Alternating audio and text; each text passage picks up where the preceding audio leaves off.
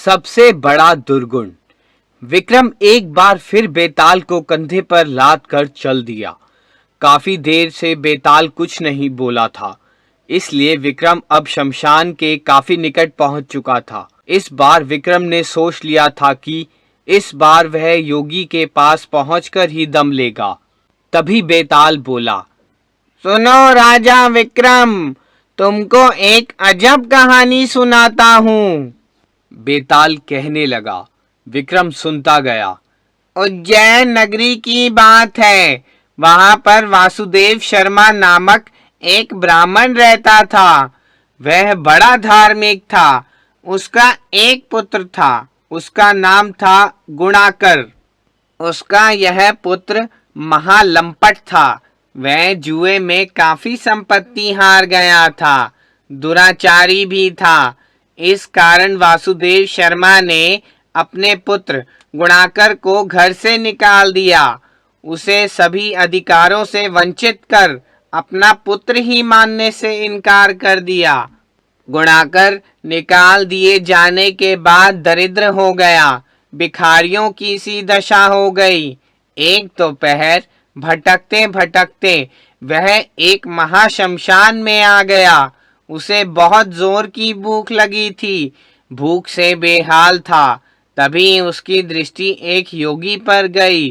वह योगी जलती चिता के पास बैठा था। गुणाकर उसके पास गया और उस योगी से भोजन की याचना की। महाराज, मैं बहुत भूखा हूँ। गुणाकर की याचना पर योगी को दया आ गई। उसने तत्काल मानव खोपड़ी में उसे खाने के लिए भोजन दिया। यह देखकर गुणाकर घबरा गया। हाथ जोड़कर बोला, महाराज क्षमा करें, मैं इस खोपड़ी में नहीं खाऊंगा। तब योगी ने मंत्र पढ़ा। उसके मंत्र पढ़ते ही एक परम सुंदरी योगिनी उपस्थित हो गई। योगी बोला, जा, इसको भोजन करा और सुख दे। योगिनी गुणाकर को अपने साथ ले गई। उसने एक सुंदर भवन में गुणाकर को नाना प्रकार के व्यंजनों से तृप्त किया। गुणाकर उस पर मोहित हो गया। उसके साथ उसने भोग विलास भी किया। जब गुणाकर तृप्त हो गया तो वह योगिनी चली गई। गुणाकर तब योगी के पास आया और बोला, महाराज, वह तो चली गई, जाएगी ही, वह माया थी। गुणाकर ने योगी के चरण पकड़ लिए, गिड़गिड़ाने लगा। महाराज, यह विद्या आप मुझे भी सिखा दें। योगी बोला, इसके लिए तुम्हें साधना करनी पड़ेगी। मैं तैयार हूँ। गुणाकर का इतना लगाव देखकर योगी ने उसे मंत्र और साधना का उपाय बतला दिया। लगातार एक सप्ताह तक साधना करने पर भी वह योगिनी न आई। गुणाकर दुखी होकर योगी के पास आया। महाराज, वह तो नहीं आई। तूने साधना में कमी रखी होगी। मैंने आपके बताए प्रत्येक कार्य का पालन किया है। अच्छा, चिता के सामने साधना करो। योगी की बात मानकर तब गुणाकर ने चिता के सामने अपनी साधना शुरू कर दी। उसने साधना का पूरा समय व्यतीत कर दिया। योगिनी प्रकट ना हुई।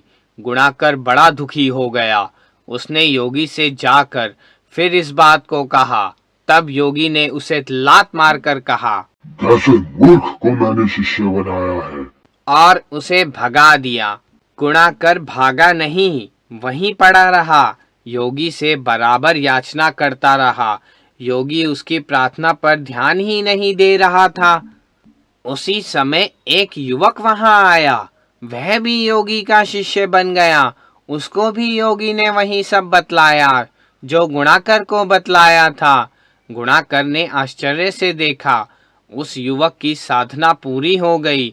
योगिनी उसके सामने आकर प्रकट हो गई थी। गुणाकर हैरान रह गया और विलाप करने लगा। तब योगी ने उसे शाप देने का भय दिखलाकर वहां से भगा दिया। दुखी गुणाकर शमशान छोड़कर चल पड़ा। उसका मन बहुत टूट गया था। वह अपना जीवन बेकार मानने लगा था। वह बहुत दूर निकल गया। अपने जीवन से वह एकदम निराश हो गया था। आगे जाकर गुणाकर ने कुएं में कूदकर प्राण दे दिए। इस प्रकार उसका जीवन समाप्त हो गया। अपनी बात कहकर बेताल चुप हो गया। फिर कुछ देर बाद बोला, अब निर्णय करो राजा विक्रम कि क्या वह योगी दंड का भागी नहीं बनता जिसके कारण गुणाकर ने अपनी जान दे दी। आखिर गुणाकर की साधना पर वह योगिनी क्यों ना आई। विक्रम कुछ देर मौन रहा, फिर बोला, बेताल, इसमें योगी का कोई अपराध नहीं है। आखिर एक और युवक ने साधना की, उसके पास योगिनी कैसे आ गई? इसमें सारा दोष गुणाकर का है। वह कैसे? बेताल ने पूछा। सुनो बेताल, विक्रम ने कहा, चंचलता मनुष्य का सबसे बड़ा दुर्गुण है। इसके रहते मनुष्य कभी किसी कार्य में सफल नहीं हो सकता। गुणाकार का वही दोष था, वह अपनी चंचलता के कारण ही वह असफल होता था। उसमें क्या चंचलता थी? वह योगिनी के भोग विलास का ही अधिकतर ख्याल करता था। इस कारण उसकी साधना पूरी ना हो सकी थी। किसी भी कार्य की सफलता के लिए मनुष्य का एकाग्र होना आवश्यक है। चंचल चित्त या चंचलता के कारण कोई भी मनुष्य सफल नहीं हो सकता, यही इसका कारण था। विक्रम की बात सुनकर बेताल बोला, हे राजा विक्रम, तुम्हारा न्याय एकदम सही है। और वह भयानक अट्टहास करने लगा। उछलकर भागने को हुआ तो वह विक्रम से अपने को ना छुड़ा सका। इस बार विक्रम ने उसे कसकर पकड़ रखा था। तब बेताल बोला, हे राजा विक्रम, तुम होशियार हो गए हो।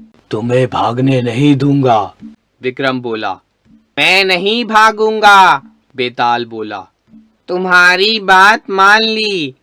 अच्छा, अब थोड़ा सा रास्ता रह गया है, वह भी कट जाएगा। तब तक एक और कहानी सुनो। राजा विक्रम सहमत हो गया। बेताल उसको अगली कहानी सुनाने लगा। राजा चुपचाप सुनता हुआ चलने लगा। शमशान थोड़ी ही दूर रह गया था। इस बार विक्रम को पूरा विश्वास था कि वह बेताल को योगी के पास लेकर जरूर पहुंच जाएगा। उस समय रात का दूसरा पहर समाप्त होकर तीसरा शुरू हो गया था। आकाश के तारे इसका स्पष्ट प्रमाण दे रहे थे।